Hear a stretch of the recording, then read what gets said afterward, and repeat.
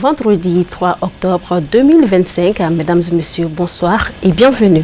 À la une de ce journal, la société Tezahara poursuit ses actions de solidarité à l'endroit des parents d'élèves dans la prise en charge des fournitures scolaires. Elle fait parler son cœur aux élèves de premier cycle du groupe scolaire Mamadou Sarr de Médine-Croix en commune de Abdul Karim Sako et Boubacar Traoré pour les détails.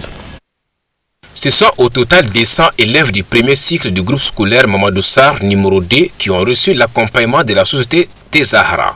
Il s'agit de la remise des kits scolaires composés de sacs, de cahiers et tous les accessoires. Le geste de la société Tezahara vise à épauler par la solidarité les parents d'élèves dans la prise en charge des fournitures scolaires pour permettre aux tout petits élèves de passer une meilleure année scolaire dans des conditions matérielles vivables. Un geste apprécié à juste titre par les responsables de la communauté éducative. Nous sommes très fiers de recevoir ces dons.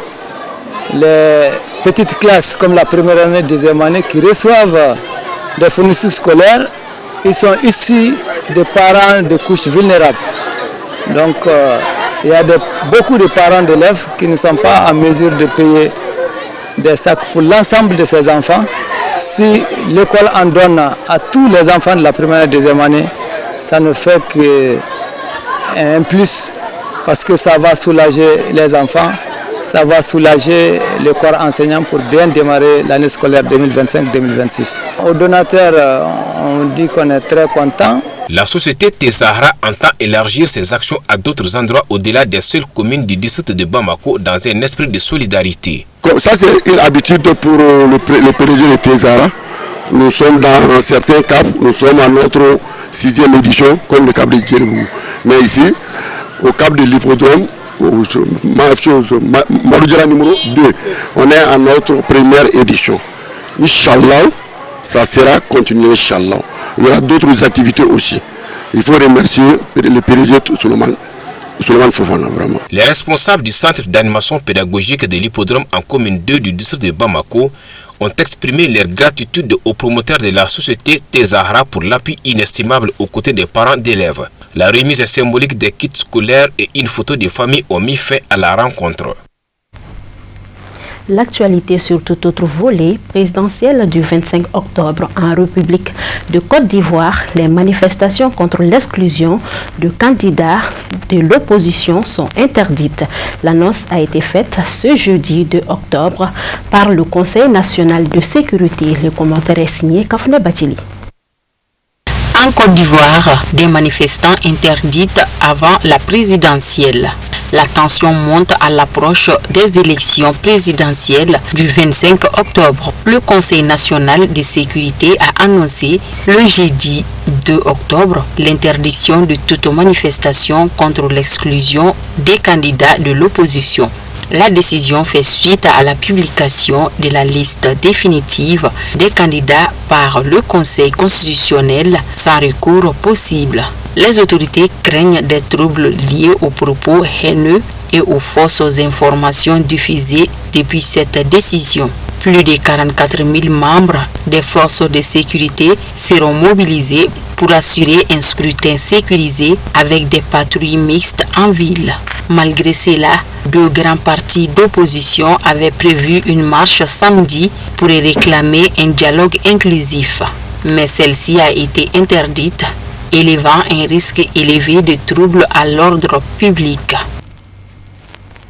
Nous restons en Côte d'Ivoire. Après Kaya, Mopti, Tombouctou et Gao, pour les vols domestiques, Niamey, la capitale du Niger, Sky Mali déploie désormais ses ailes à Abidjan. La cérémonie de lancement de la nouvelle ligne s'est tenue ce mercredi 1er octobre 2025 à l'aéroport international Félix Houphouët-Boigny de Port-Bouilly. L'événement a enregistré la présence effective de nombreux partenaires institutionnels, diplomatiques, économiques et les représentants de la communauté malienne de Côte d'Ivoire. Entre ciel et terre, nos envoyés spéciaux El Hamidou Badini et Ibrahim Koulibaly ont fait le voyage pour Chérif La TV. Suivons. Aéroport international président Modibo Keïta de Sénou. Une nouvelle histoire s'écrit dans le transport aérien. Sur le tarmac de l'aéroport, l'avion estampillé Sky Mali s'apprête pour son vol inaugural Bamako-Abidjan-Bamako. Après les formalités d'enregistrement et les contrôles de sécurité, les passagers embarquent avec enthousiasme, avec au menu un service de qualité. À bord, un parterre de journalistes, des invités de marque, dont l'ancien ministre des Maliens de l'extérieur.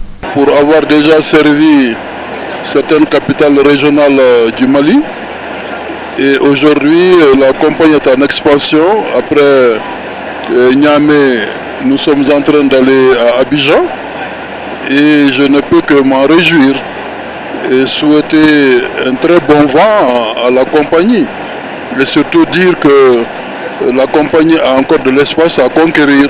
1h15 plus tard, l'appareil atterrit à l'aéroport Félix Houphouët-Boigny d'Abidjan. La délégation malienne est accueillie avec honneur pour la cérémonie officielle de lancement. Et je voudrais, au nom de monsieur le ministre des Transports, dire toute la joie qui anime le gouvernement ivoirien d'abriter sur son sol ce vol inaugural de Sky Mali. Et nous sommes heureux d'être associés à cette cérémonie et dire que c'est encore une possibilité pour nous de renforcer la coopération qui est très excellente et qui est une coopération de longue date entre deux pays.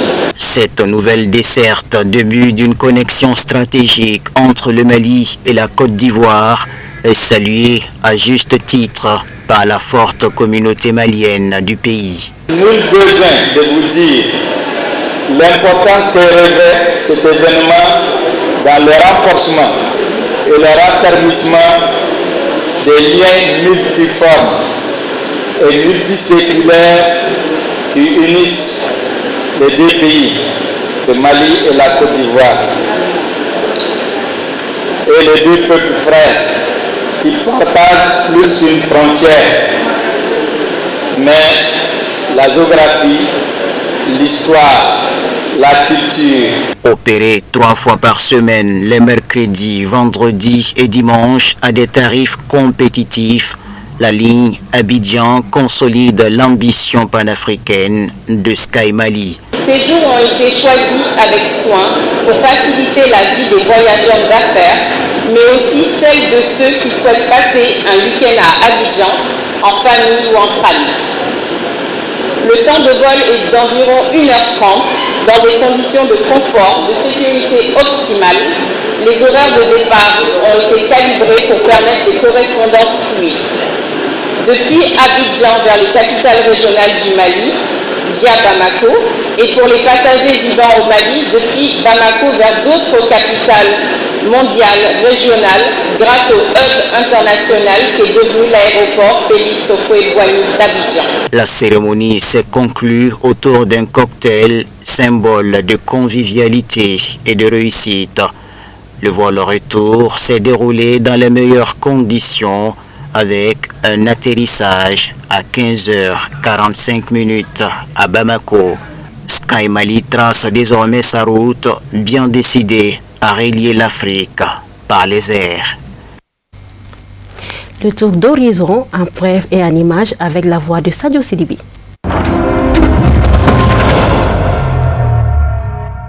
Vendredi 3 octobre 2025, nous ouvrons la synthèse de l'actualité internationale par la Centrafrique où des milliers de partisans et sympathisants du parti MCU se sont rassemblés le long de l'avenue Boganda à Bangui pour accompagner le président Touadéra à l'autorité nationale des élections.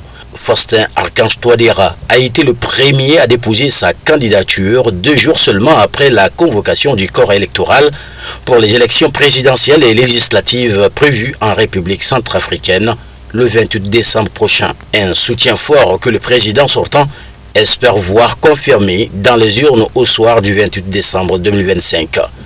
Une habitante de Bimbo s'est dite émue d'assister pour la première fois à une telle mobilisation en faveur d'un candidat à la présidence, après avoir vivement critiqué l'intention de Touadéra de briguer un 3e mandat.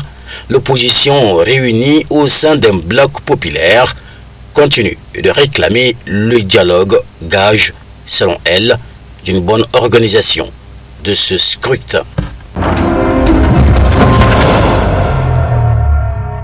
Autre actualité, la Russie et l'Ukraine ont procédé ce jeudi à l'échange de 185 prisonniers de guerre, un accord confirmé par le président ukrainien via télégramme. Selon Volodymyr Zelensky, la plupart de ces militaires ont été capturés depuis 2022 lors des affrontements à Mariupol, à Azovstal, à la centrale nucléaire de Tchernobyl. Ils bénéficieront d'un soutien adapté à leur retour, a assuré le président. Depuis le début de l'invasion à grande échelle, plus de 7000 compatriotes ont déjà été ramenés. Nous devons continuer à travailler chaque jour pour ramener tout le monde, s'est félicité Zelensky. Du côté russe, le ministère de la Défense a publié des images à l'échange précisant que cet accord s'inscrit dans le cadre des négociations entamées le 23 juillet à Istanbul. Selon Moscou, les 185 soldats russes libérés du territoire contrôlé par Kiev sont actuellement en République de Biélorussie où ils bénéficient d'une assistance psychologique et médicale. Ils seront ensuite transférés en Russie pour y être soignés et rééduqués dans des centres spécialisés.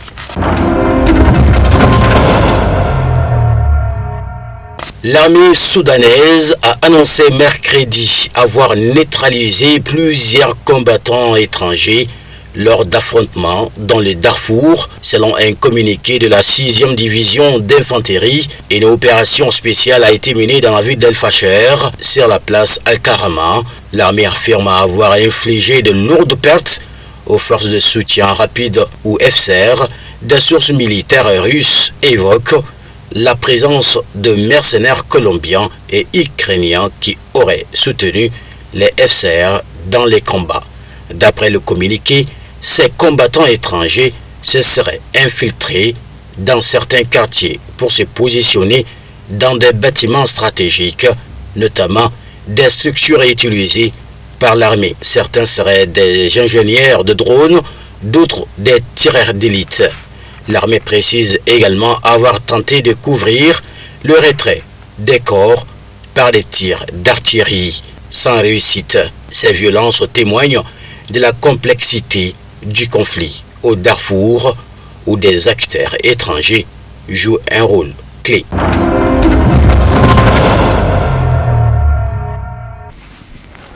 Et c'est ce qui met fin à cette édition d'information.